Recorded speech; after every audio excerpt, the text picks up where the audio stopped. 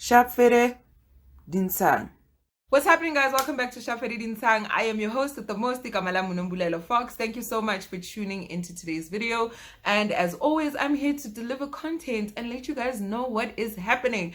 And shout out to everyone that actually subscribed in, from the previous video that I posted about Natasha and the funding situation. Shout out to those that also engaged as well.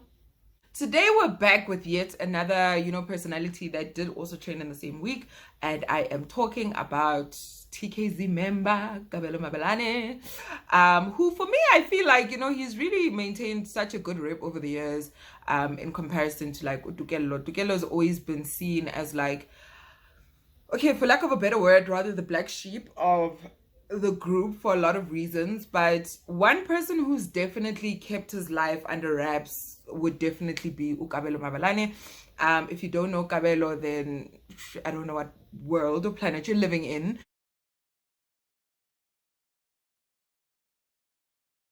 And see, if you're not even South African, I can completely understand. But if you're South African and you don't know who Kabelo Mabalane is, then you need to check yourself, okay? So, Kabelo this past week had been trending because he had been part of, well, he is currently part of a campaign by the SAB, team, which is called the No Excuses campaign. Now, No Excuses, I know, started a while back. And the initiative was basically around, generating awareness regarding, gender-based violence, because we all know just the correlation between alcohol and abuse in this country, and the fact that our femicide rates are quite shocking. And so having Kabelo there alongside, other personalities. I know Dr. Musa was also there. I just can't remember the other person that was also there on the panel. But basically, someone had spotted Kabelo, being part of this campaign.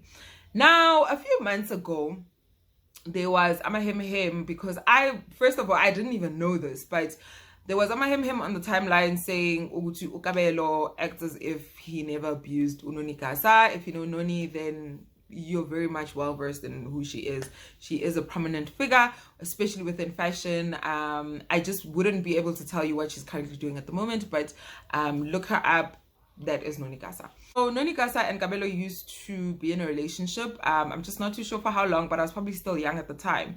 And there was a case where allegedly Kabelo had abused her to a point where she ended up losing, some of her hearing. I'm just not too sure how true that is, because again, it's not something that a lot of people are aware of, and there really wasn't much information, that was, shared online. But so that is basically the history that exists. Now, we are looking at the No Excuses campaign, and because No Excuses tends to reach out to quite a lot of men who I guess the public would pretty much perceive them as, good standing citizens that are always advocating for, for women's rights and children's rights, and to, kind of influence men to do better. Whether you are someone who has been a perpetrator before, but the whole campaign basically tries to push you in the right direction so that you don't repeat the same actions, because obviously we're faced with a pandemic on its own, which is femicide, and so in essence that's very much where this campaign kind of fits into this whole puzzle. Now so this past week they had, I don't know whether it was an event, but basically Kabelo was there with his wife, Gail. Gail is also a well-known actress, and Dr. Musano is also there with his wife as well, Liesel. And the whole chat was really about that, being part of this initiative and trying to make, this change, because if we're being honest, also GBV is one of those matters where there's so much that women have done in order to shout out from the mountaintops to tell men not to abuse, but it's the duty of men to tell each other to stop, because there's quite a lot of condoning amongst each other. And that's the reason why we have the rape culture that exists, because we live amongst men who cannot really be upfront about each other's behaviors amongst each other. And so after, he was part of this whole thing, he then went on to say on social media that, as a former perpetrator, this is the role that he's playing now in this campaign, blah, blah, blah, that type of hoo-ha.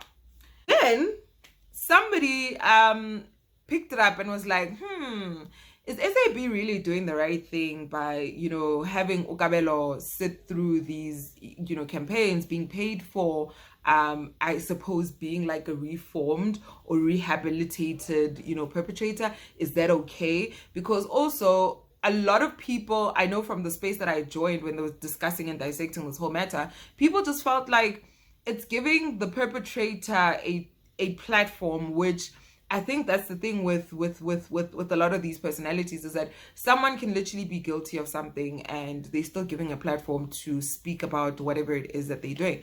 But now I think the plot twist here is the fact that this particular platform was designed for that same purpose of showing people that nobody's perfect, right?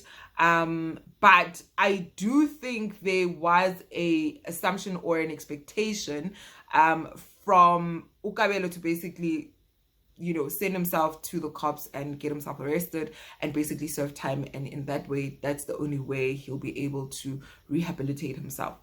And for me, I was really, really, I was a bit, on the fence about this, because I know the space that Upeni Libyane had started, a lot of people basically had said that, look, the reality is that the victim's not here. And so you need to sometimes get the victim's permission to do certain things, because you're triggering them, you're opening up old wounds, and GBV is not something that you can easily get over, right? Especially to that extent, if allegedly that was a case where he had abused her to a point where she lost a bit of her hearing.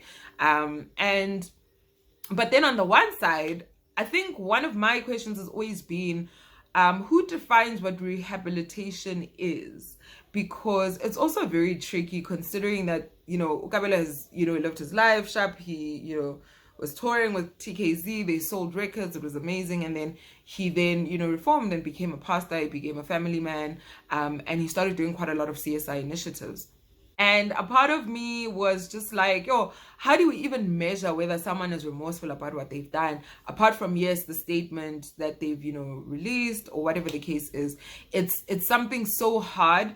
But at the same time, I also felt like, if these are programs that can also welcome in former perpetrators in order for them to account, despite the fact that yes, there is a monetary value to it.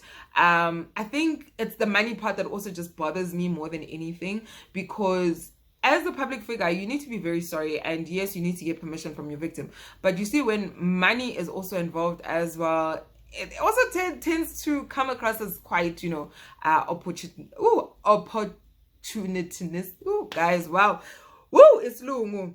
It's very opportune. You know what? I'm not going to say this word, but it's basically coming across as, quite exploitative. Yeah, if I'm saying that correctly. And for me, I don't know. It's one of those matters where I really wouldn't know where to pinpoint in terms of who's right and who's wrong, because at the end of the day, what matters the most is the victim's feelings and concerns around him being involved in such. And I know, even after reading an article on Times Live, Kabelo had mentioned that he did reach out to Unoni, but she didn't respond to him, and so we just don't know. It's such a complex issue in this regard, because I know of certain individuals such as Uba Patrick Shai. I know he runs this program where, he's been featured on Uzalo and other shows where he goes and talks about abuse, and as a former perpetrator himself, he's very much open about his story, sharing how he also abused his partner, and so on and so on. So I think it also then jumps to the conversation around cancel culture. And because I used to be very big on cancel culture, because I used to shout, I used to say, if you did this wrong thing, you deserve to be punished and you don't deserve to live a good life. And at the same time, I realized that there's no way to rehabilitate these individuals. Yes, jail is one option, but what are all the other options? Especially where, let's say it's not even GBV that's involved, but like other minor issues, right? how do we ensure that this person basically learns? They listen, because time and time again we do see public figures basically getting away with, whether it's crimes, whether it's just misdemeanors or whatever. How do we ensure that these people need to be rehabilitated properly? Because crime is a crime, you deserve to go to jail for it. And then also it begs the question, there's so many victims who unfortunately don't feel comfortable in reporting their crimes, and so those perpetrators, how do you end up rehabilitating those guys? Because now the law can't just arrest them, but the reality is that the victim would be the one that goes forward and actually wants to open a case against them. And in the country that we live in, there's not a lot of people, victims that do that, because of the kind of system that we have, a system that is just overly abused by patriarchy. And yeah, that's literally the reality. So let me, you guys, the wine is kicking in. Let me know what you guys think about this whole matter. Like, what do you guys actually think with regards to him and his involvement in the whole, No Excuses campaign? Do you think it was a good move? And yeah, so drop your comments down below. Let's engage, let's talk about it, and I will see you guys next time.